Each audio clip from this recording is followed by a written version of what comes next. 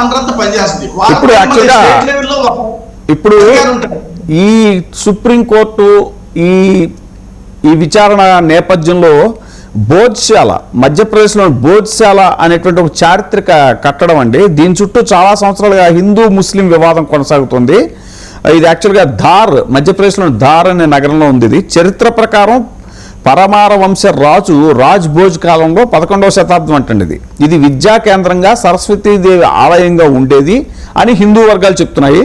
దీన్ని వాగ్దేవి ఆలయం అంటారని కూడా వాళ్ళు చెప్తున్నారు. అయితే ముస్లిం వర్గాల అభిప్రాయం ప్రకారం అదే స్థలంలో తర్వాత కాలంలో కమాల్ మౌలా మసీద్గా మారింది అది అని, అక్కడ శతాబ్దాలుగా నమాజ్ జరుగుతోంది అని వాళ్ళు చెప్తున్నారు.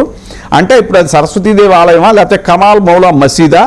ఇది చాలా వివాదాలకు ఇప్పుడు రీసెంట్గా కూడా ఇప్పుడు అక్కడ వాళ్ళు ప్రతి శుక్రవారం వచ్చి నమాజ్ చేస్తున్నారు అని చెప్పేసి, కాదు ఇది సరస్వతి ఆలయం అనేటువంటిది. ఇప్పుడు ఈ అంశం ఒకటి బాగా తెర మీదకి వచ్చిందండి ఈ సుప్రీంకోర్టు విచారణ నేపథ్యంలో. సార్ దీనికి నేను వివరణ ఇస్తాను సార్. ఇక్కడ ఏమవుతుందంటే కోర్టు వారు ఇది ఇక్కడ దేవాలయం ఉందా మసీదు ఉందా అనేది ఏ బేస్ తీసుకొని డిసిషన్ తీసుకుంటుందంటే అక్కడ జరిగే ప్రజెంట్ జరిగే పూజలు పునస్కారాలు మసీదు యొక్క ప్రార్థనలో ఆటలు తీసుకోదండి. పూర్వం నుంచి ఆ తవ్వకంలో బయటపడిన విషయాలు కానీ అక్కడ ఉన్న అవశేషాలు కానీ పురావస్తు శాఖ వారు సేకరించిన రుజువులు కానీ ఏటి ఉన్నాయో వాటిని బేస్ చేసుకొని అక్కడ దేవాలయం ఉందా మసీదు ఉందా అని నిర్ధారణ చేయాలి. అంటే ఎవిడెన్స్ ఫస్ట్ అండ్ షుడ్. కోర్టుకు కావాల్సింది మీరు సాక్ష్యాలే కావాలి, ఎవిడెన్స్ కావాలి. అది డాక్యుమెంటరీ ఎవిడెన్స్ ఇంపార్టెంట్. మీకు పురావస్తు శాఖకు సంబంధించి ఏమవుతుందంటే మసీదులైనా టెంపుల్స్ అయినా ఇక్కడ వారల్ ఎవిడెన్స్ పనికిరాదు సార్. ఎందుకంటే ఆ రోజుల్లో మనం ఇప్పుడున్న వాళ్ళు ఎవరో లేరు.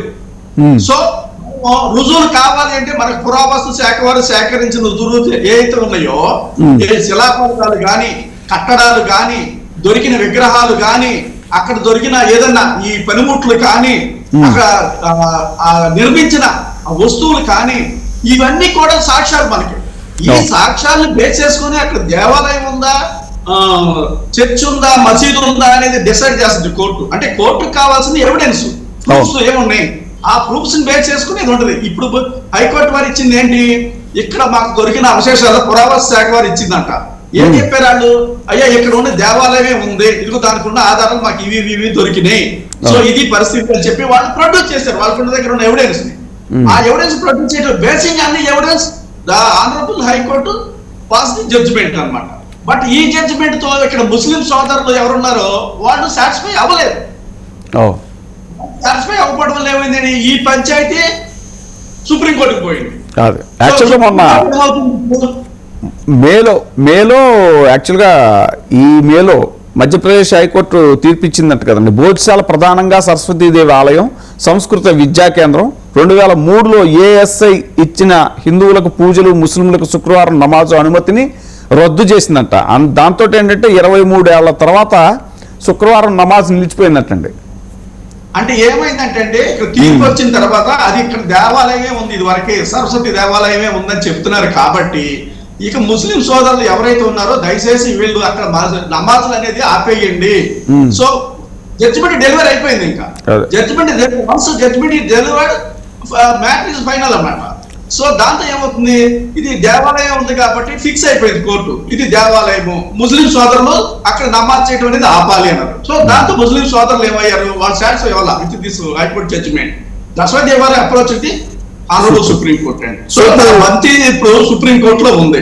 ఇది నెక్స్ట్ మంత్ జూన్ లో మళ్ళీ వాయిదా వేస్తుంది. అప్పుడు అందుకే దీని వల్ల ఏమవుతుందంటే సుప్రీం కోర్టు ఇచ్చిన గొప్ప స్టేట్మెంట్ ఏంటంటే ఈ రాష్ట్రాలు, రాష్ట్ర ప్రభుత్వాలు, రాష్ట్ర హైకోర్టులు దీన్ని వద్దు, ఇవన్నీ కూడా సుప్రీం కోర్టుకి డెలివర్ చేయండి, సుప్రీం కోర్టుకే షిఫ్ట్ చేసేయండి.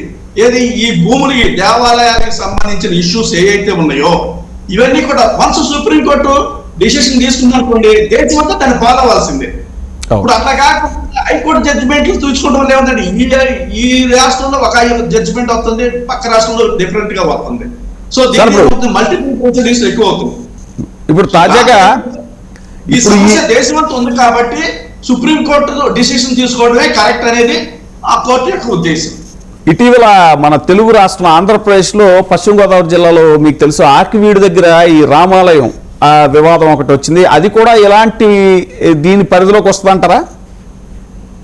100%. ఎందుకంటే అండి ఇప్పుడు మన ఈ ఈ మన కృష్ణరాజు గారు డిప్యూటీ స్పీకర్ గారు ఎవరైతే ఉన్నారో ఆయన ఇష్యూలు లేవనెత్తారు అక్కడ.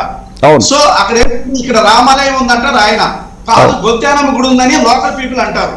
ఆ పంచాయతీ చిలిగి ఆంధ్రప్రదేశ్ హైకోర్టు దాకా వచ్చింది సార్.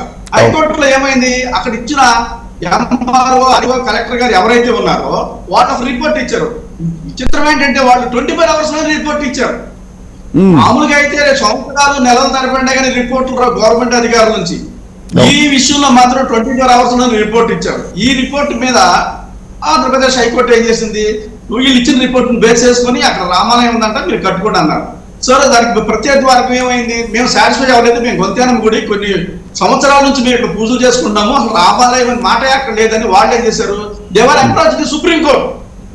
సుప్రీంకోర్టు ఏం చేసింది, అక్కడ ల్యాండ్ మార్క్ జడ్జిమెంట్ ఉందండి. 2009లోనే ఈ దేవాలయాలకు సంబంధించి సుప్రీంకోర్టు మంచి జడ్జిమెంట్ ఇచ్చింది. ఏమని, ప్రభుత్వ భూముల్లో మసీదులు కానీ టెంపుల్స్ కానీ చర్చిలు కానీ నాట్ అలౌడ్, ఎటువంటి కన్స్ట్రక్షన్స్ చేయకూడదు. ప్రభుత్వ భూములు అనేవి అందరికి సంబంధించినవి, అన్ని కులాలకి అన్ని మతాలకి అన్ని వర్గాలకి సంబంధించినవి. మన దేశమే ప్రజాస్వామ్యం లౌకిక రాష్ట్రం, అన్ని కులాలు అన్ని మతాలు అన్ని ఈక్వల్ గా చూసుకోవాలి. అలా కాకుండా ఈ ప్రభుత్వ భూముల్ని ఒక వర్గానికి ఒక కులానికి ఒక మతానికి ఇచ్చామనుకోండి, మిగిలిన వాళ్ళు డిఫర్ అవుతారు.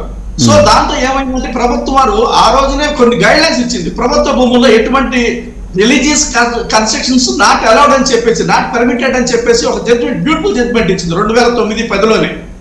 సో ఆ జడ్జిమెంట్ బేస్ చేసుకుని ఏమైంది, ఇప్పుడు అక్కడ హైకోర్టు ఇచ్చిన జడ్జిమెంట్ ని స్టేటస్ కో ఇచ్చేసింది. సో స్టేటస్ కో అయితే ఎలా ఉన్నది అలాగే, ఆ తీర్పు తేలే వరకు అక్కడ రామాలయం ఉందా కొంతేనా గుడి ఉందా అనేది సబ్జెక్టు సుప్రీంకోర్టు అన్నమాట.